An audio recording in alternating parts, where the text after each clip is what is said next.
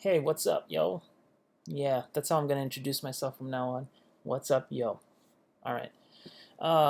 Yeah. So today, it's November 28th, 2020. The election is still going on. Stuff like that's still happening. What can I say?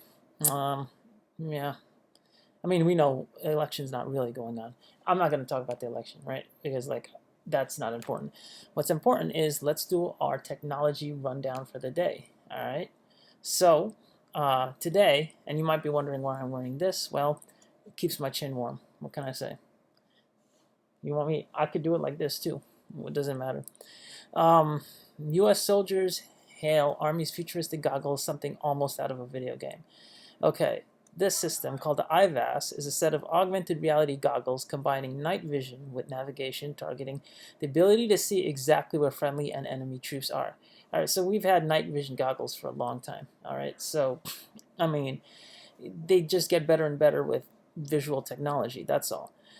After previous failed attempts, the U.S. Army may have succeeded in turning science fiction into reality and created something that soldiers appreciate.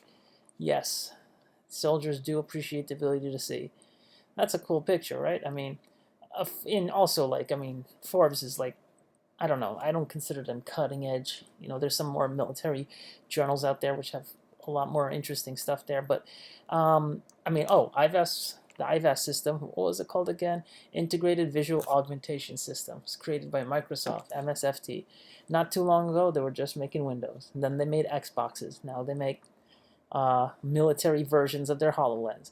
Remember all this stuff last year about tech companies working with the military? Now Microsoft working with the military. Actually, I think Microsoft has always been pro-military. All right, so this is just par for the course, I guess. But the HoloLens is a heads-up display for foot soldiers which combines maps with a targeting reticle.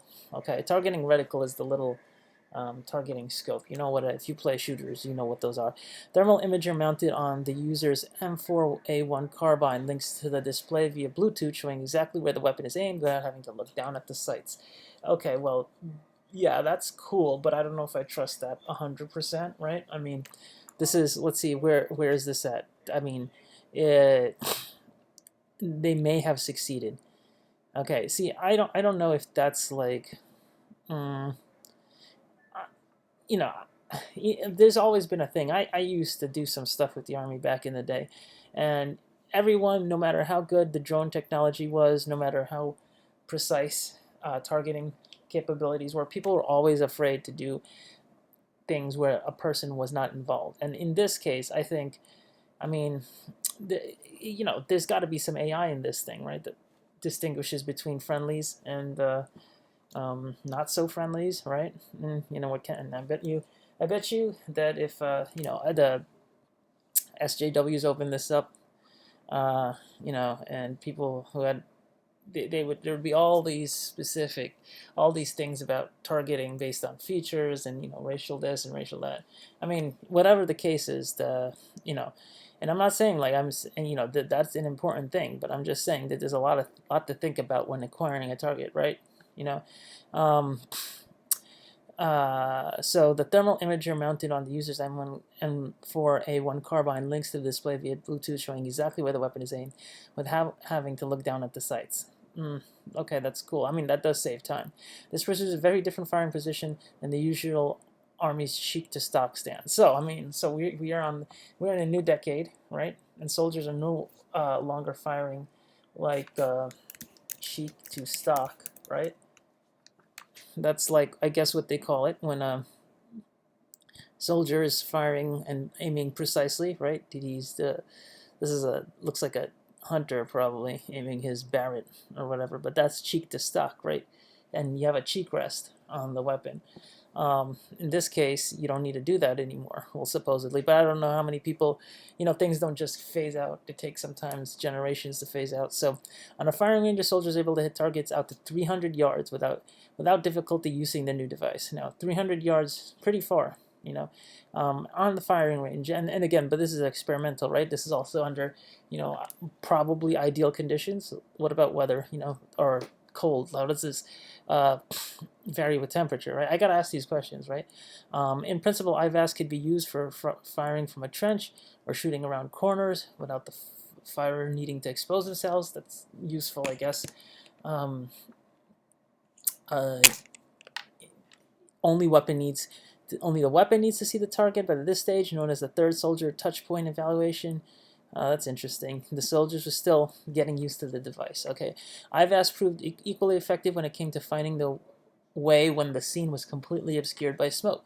That's interesting. Okay, well, I mean, smoke and thermal imaging. I wonder what the usual issues with that are. But I mean, maybe at least this IVAS system, Microsoft, working with the Army, has managed to figure it out. I'm sure they had machine learning engineers and data scientists just nipping at the bud to do this. Crawford says that the navigation is incredibly easy with the augmented reality display. You would have arrows and a compass. Let's see. I want to see, instead of talking about this, let's see this IVAS system in action. I'm just going to stick on YouTube because YouTube's just got it all for everything, right? IVAS system. Integrated Visual Augmentation System Soldier Touch Points. Okay, 7 months ago. So I am the technical director for Project IVAS. I work for PM Soldier under the IVAS program. I'm a Department of Army civilian, and so I am the director over all the technical aspects of the program itself. PM Soldier. PM Soldier is PM stands for Project Manager, right? I'm just gonna throw a few terms here and there. Oh, that's a nice video to look at too. The military augmented reality classes with Microsoft Hololens. We'll check that out too. This Soldier Touchpoint 2 was to assess where we are, what have we learned, and what's working. Our job now is to test that, get the data we need to figure out what's next. Is that a right approach? Then how do we display networked information in such a way that it doesn't overwhelm the soldier, but tells him where he needs to go, where his buddies are, and where the enemy is. So we're doing something called soldier-centered design. And as we walked into this, we realized normally the way the Defense Department approaches a problem like this is we come up with a specification for, say, a thermal weapon sight. It has to be able to see 1,000 meters under cold and hot conditions and in the rain, and can only weigh 4 or 5 pounds. Whatever That's pretty cool, yeah. I mean, there's a lot to be asked for in this technology right now. I mean, as time goes on, tech gets miniaturized, and more things fit into more, smaller packages, right? More the transistors become smaller. Their innovation level increases, allowing you to put more transistors in the weirder configurations and the 3D configurations in some cases, right? So with this IVAS system, but it's still, thermal imaging is, you're limited by a lot of things, right? The sensor size, a few other things. The specification is. This one is completely different. In this case, we started looking at how does industry make a product? And the way they make a product is they figure out what does the user actually need? What does the soldier need to do? So that changed the approach. So instead of doing a specification, we did studies, soldier-oriented studies where they came in and talked to researchers to explain what their job really is. How do you close with and destroy the enemy? So that and destroy the enemy. You got to destroy the enemy, right? Well, you know what? All these guys this time, they probably are used to playing Microsoft games, used to playing Xbox, growing up doing that. So this technology, I don't know if they probably all know where it came from, right? But they're probably pretty comfortable with this stuff right now. Began to say, well, you need to be able to move, you need to be able to shoot, you need to be able to communicate, you need to be able to survive. So as we've done those things, it began to say what kind of technology approaches then were possible to get that capability to those soldiers. So the touch points now are the culmination of months of work where we actually put it in their hands and get real-time feedback, make improvements even on the site, and then think about what that next turn is going to be. So instead of one stamped-out design that we can give the soldiers that may or may not really work, this is designed in essence by the soldiers through this soldier touchpoint process. And what in essence it does, assuming we're successful with this, it will take the regular forces that are involved in close combat that have historically taken most of the casualties, it will give regular forces a similar capability to what special forces have. All right, so what do special forces have right now that regular forces don't in terms of this? Special forces probably have night vision goggles. Okay, I guess, if these IVASs are cheaply displayed and whatnot or sent around, then maybe um, there will be commonplace troop equipment, and then allow soldiers to see better at night, not have to worry about time wasted. I mean, if you're looking at upgrades in a video game or something, this could be like, extended vision, night vision, and also I wouldn't go far as to say anti-cloaking, though in a way, I mean, it would be, right? Like, because at this point in time, in our primitive uh, world, our point 0.7 civilization, right? We don't have advanced cloaking yet, so it's pretty much able to hide your thermal in your sonic signature, which is cloaking. So that's what this thing would help soldiers detect, and I guess we can go extrapolate from there on a lot, but I mean, it's interesting. I want to see a little more on what the I'm latest Lieutenant is. Colonel Brad Wynn, Lead Action Officer within Soldier Lethality CFT for the Integrated Visual Augmentation System, or IVAS. The development of IVAS is the result of a partnership between the CFT, PEO Soldier, and of course Microsoft. Microsoft is a leader in global technology innovation and Yeah, has unique processes. everyone thought that Microsoft had died because of or was on the way to obsolescence because of the smartphone wars, but that's definitely not the case. Microsoft has been making a comeback in many ways, and they've got smart leadership, so they'll jump into places that still have yet to be filled. Right, that's just the way Microsoft does. They have been doing for years, right? Like they tried with the Windows Phone, and that was, ugh. Okay, I mean that Windows Phone actually wasn't bad. A lot of people did like it as a third option, but I mean overall, like, they didn't really make any headway with iOS and Android. So we gotta catch up with them, with Apple and Google, and see what they're up to, though. For technology development. This expertise, paired with an ability to work transparently with our organizations, makes this collaboration the premier example of a successful partnership with a non-traditional vendor. As Brigadier General Hodney said, the requirement for IVAS began when we identified the need to regain and maintain overmatch at the tactical edge. The 2018 National Defense Strategy gave the inspiration to determine what capabilities must reside in those close combat formations to create a sustainable overmatch. Capabilities such as night vision, which has historically been delivered using analog solutions in the form of a tube goggle. IVAS takes night vision to a new level with leap-ahead digital technologies.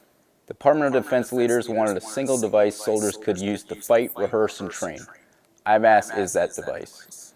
It improves soldier sensing, decision-making. Okay, so IVAS is not only we're not only talking about the thermal component in IVAS, right? We're talking about just the whole training system that incorporates HoloLens technology. That's pretty neat. Like, so I guess it's their maybe environment simulator, war simulator, things like that, enemy simulator. That's where the sit awareness factor comes into play, right? So see all around you, like maybe fight some virtual AR enemies, whatever. I mean, yeah, I mean, it's getting pretty crazy, right? Like, so, that's, let's see. Acquisition, target engagement, and situational awareness. First and foremost, IVAS is a fighting device, a combat system that provides day and night rapid target acquisition, connecting the heads-up display to your sight picture through the Family of Weapon Sights Individual, or FWSI.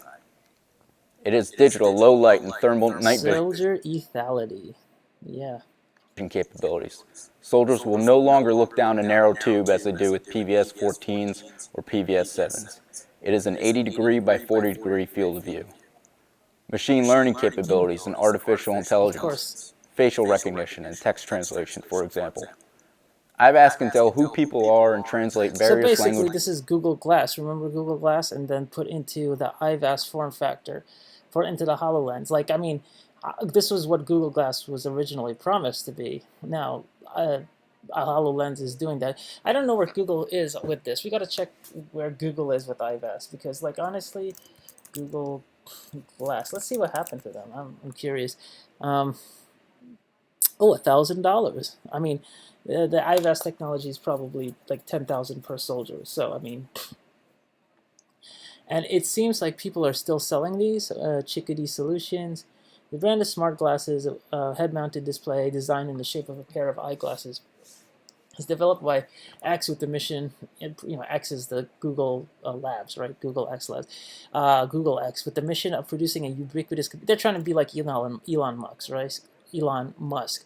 Okay, they're trying to give clever names to their companies and their subdivisions. So hey, more power to them.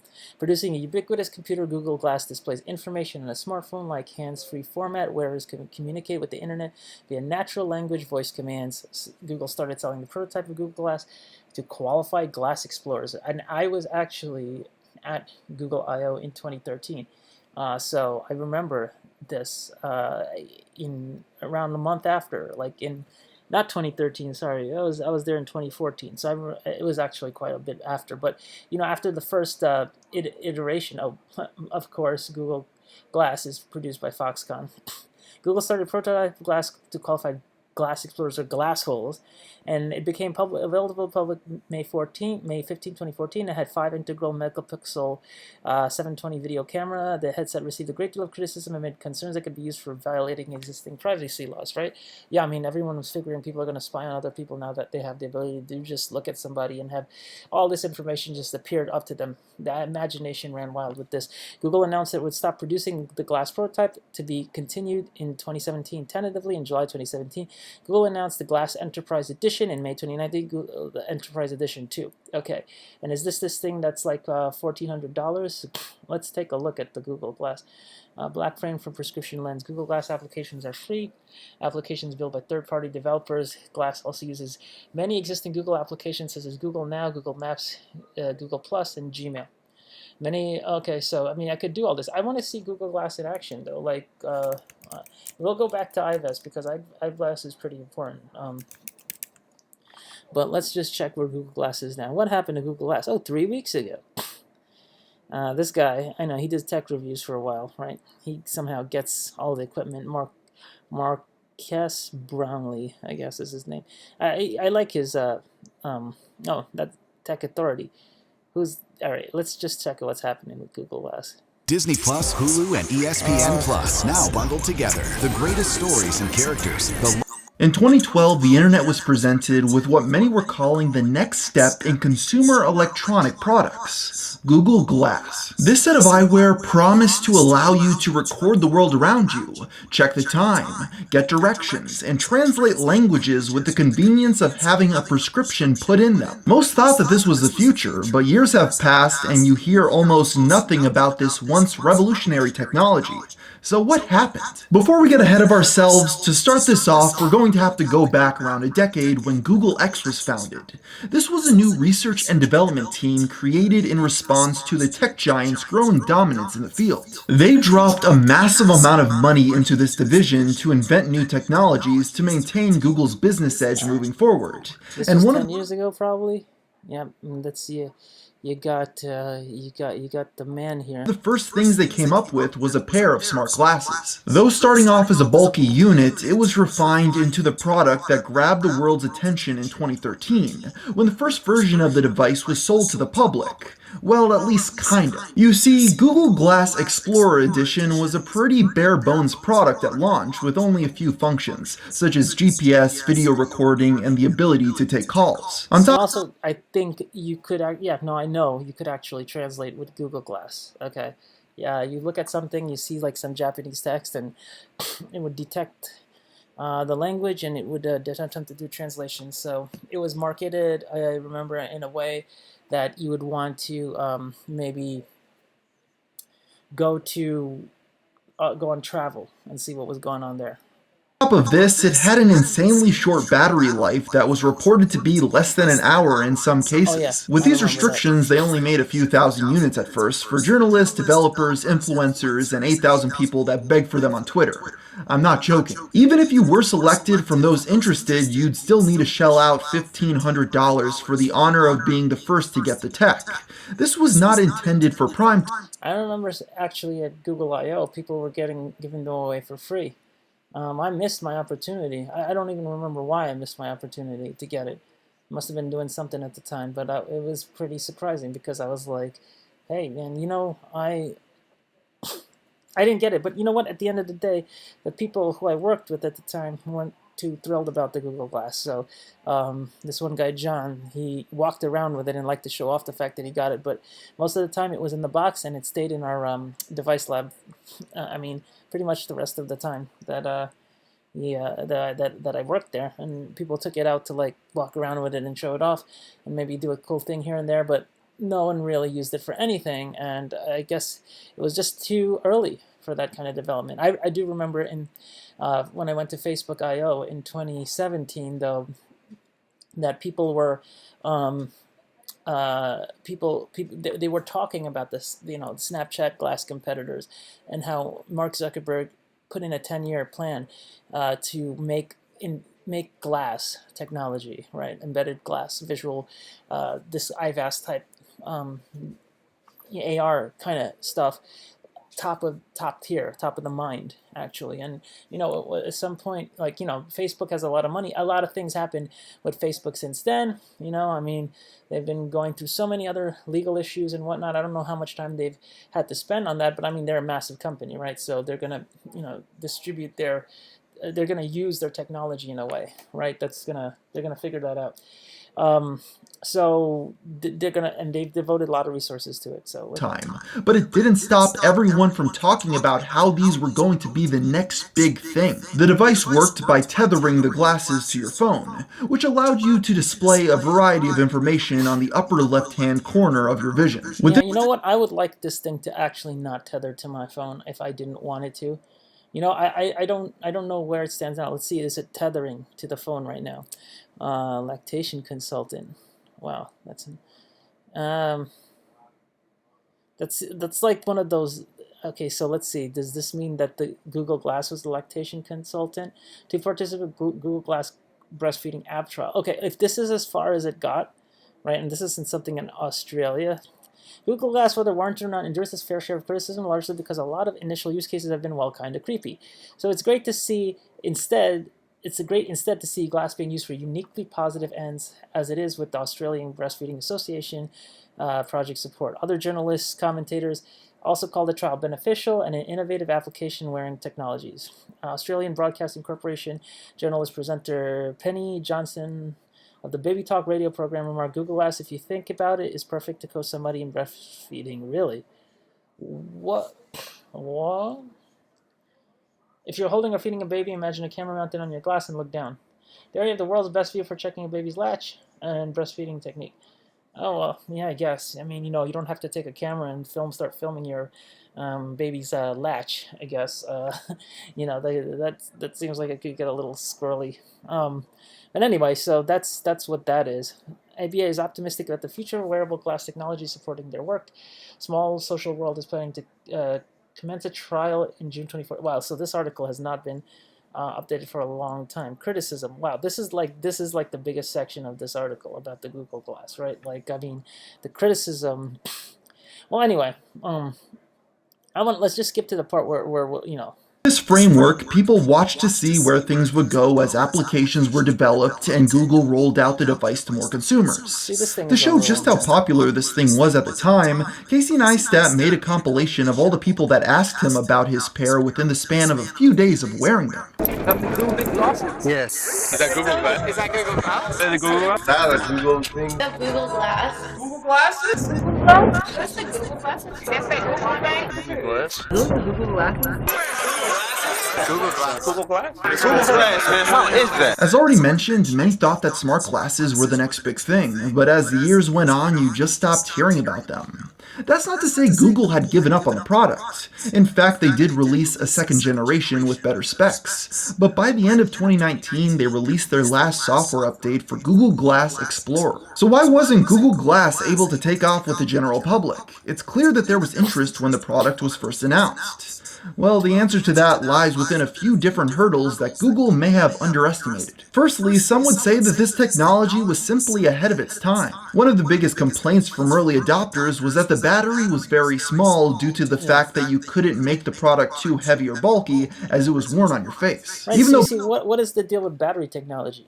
That's what really has to move forward, right? Like, if you don't get good battery technology, you're never going to have a situation where you could have like a glass-like product that's, going to like really blow your mind away. right? You have to really you really have to handle the battery situation because, I mean, battery structure, like, the size of your battery, right? And also the technology like lithium ion, etc., really impacts how much energy your battery can provide. But size is a big factor, right? Because batteries are like driven on, principle of capacitance. So, like, or rather storing charge, right? Like, so you need the more material you have, generally the more charge you can store, or you can compress the amount of charge. But you can only do that for so long, until you start having to come up with creative ways of changing your technology to compress that charge. Battery technology has improved a lot over the past decade. For a product like this, most would expect a charge to last them for the entire day to be interested in buying a pair. On top of this, with a price over $1,000, you're dealing with a very specific group willing to pay so much for a product they really... That's another thing with Google Glass. Let's keep all this in mind, right? Like, Google Glass was great, but you're dealing with a specific... You're dealing with like a audience segment. Like, I mean, if I look at the price of Google Glass even now, right? Google Glass. Like, let's see, where was I at before? I mean, we're looking at Google Net. Look at this, $1,200. Not even sold on Amazon. $1,241 sold on Newegg. Okay, so again, if you're not on Amazon, if you're still on Newegg, right? You're not catering to the widest audience, right? You're still catering to, like, I would say, people who get good deals on equipment, right? Which is a lot of people, right? Like, and people, gamers and whatnot. But cotton white. Oh, I love the cotton white glass, right? Like, that's cool. You hover over and see what's going on there. But yeah, I mean, you're not really getting your whole the best fit, right? Like, you can't. This is not like a lower end smartphone, because ideally I would want to say, like, when glasses get to the point that they're on the same tier of smartwatches and smartphones, and smartwatches still have to catch up, I think, then you would say that, well, okay, maybe the Google Glass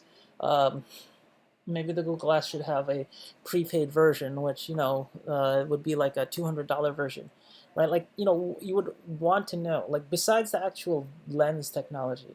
Okay, let's say, like, the lens is one thing. Like, if you had prescription Google glasses, I could understand that the cost of the Google Glass is maybe higher and more prohibitive.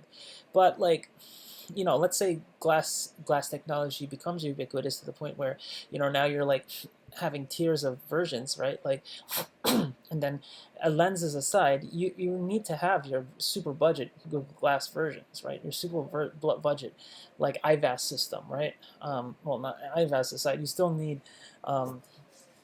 a version that just anybody could buy, because not everyone's going to buy the $1,200 iPhone, right? Bone conduction audio transducer. Whoa, that's really cool.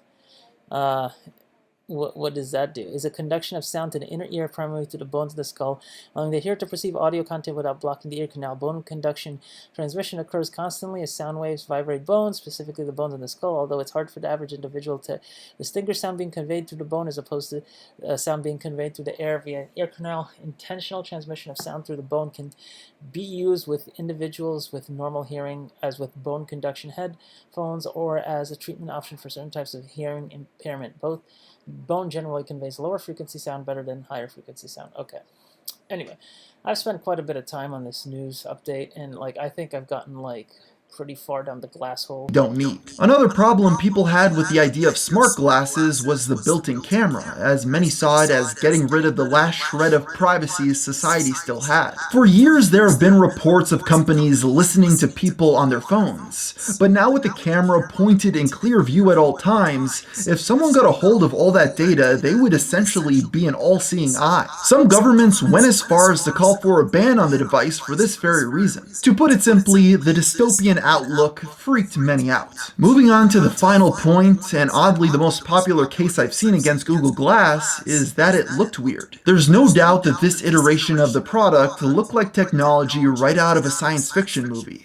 And that wasn't necessarily a good thing. Those that wore them in public were stared at. People started to mock the technology's users. And most importantly, the fact that you were never quite sure if the person was recording you led to several reports of altercations, where Google Glass users were attacked when accused of filming a person without permission. Remember, when trying to start off a trend, People are pretty dumb, right? Like a lot of people are pretty dumb. They'll like look at somebody and they'll be like, "Oh, are you, you have this thing on? Are you filming me? Are you looking at me? Are you looking at me?" I mean, like people just sometimes want an excuse to like start fighting and whatever. So, I mean, that's really, nothing stifles innovation more than the stupidity of man, right? Like, I mean, man's innovation. The 5% of man that is actually innovative and comes up with anything creative is usually stifled in many ways by the 95% of man that has no clue on how to actually innovate, but many ways on how to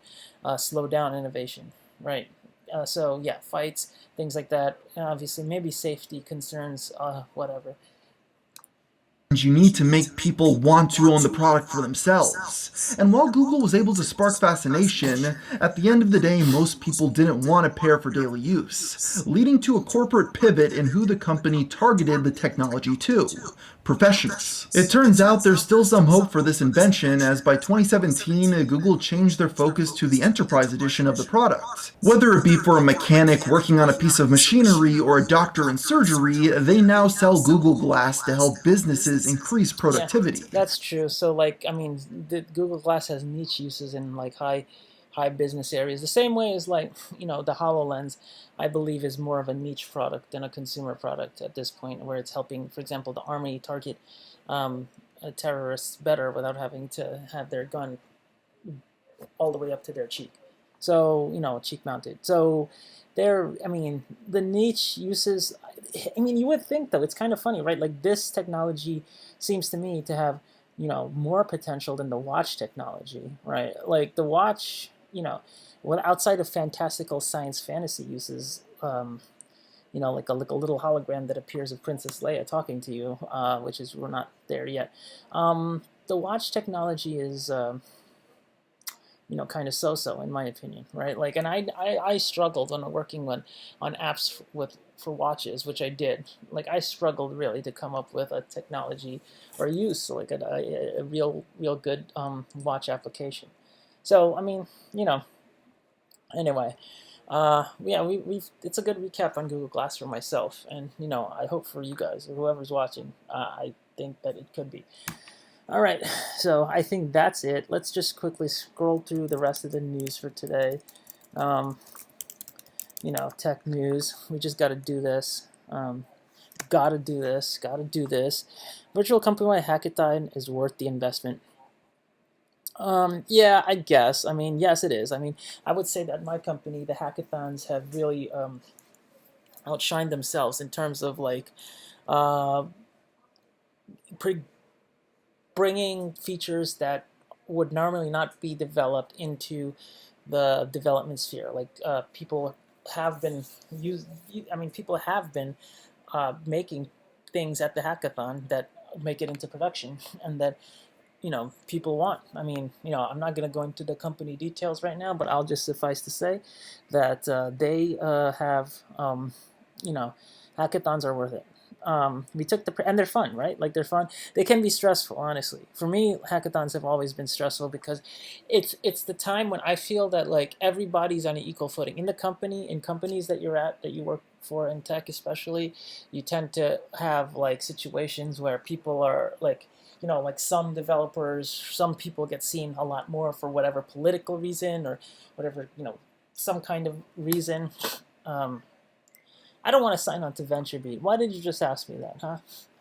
So, I mean, it's the case that like, that's, so you get to get seen, but then once you get to get seen, if you're not used to getting seen that often, it is kind of tough, right? Because then you're like, okay, well now I have to overperform, and if you don't do hackathons all the time, you're also always you're gonna feel that every hackathon is like a whole new stressful experience, and I don't want constant new stressful experiences in my life. I've done a ton of hackathons before, and I would like all the hackathons that I do to be fun if they can be, and then also advantageous to me if they can be, right? But I don't need them to be like super stressful, and I as a point will not do a hackathon that's an overnight hackathon for sure. That thing, when those were big, those were definitely not my bag. I did them a few times, and I felt at the end of the day, I mean, actually, the teams that I was on, when I worked at one of my previous companies, that one of the teams that I was on actually won the corporate hackathon there. It was actually a smartwatch project, a SpongeBob SquarePants smartwatch project that won. Pretty neat little. If I could bring up the picture, I will at some point. That won something, and I will say that. That experience was kind of torturous, but in the end of the day, it was worth it. But I remember sleeping for a good portion of it, right? Well, some of my other colleagues were up working on the project. So when I think about it, was it worth it? I don't know.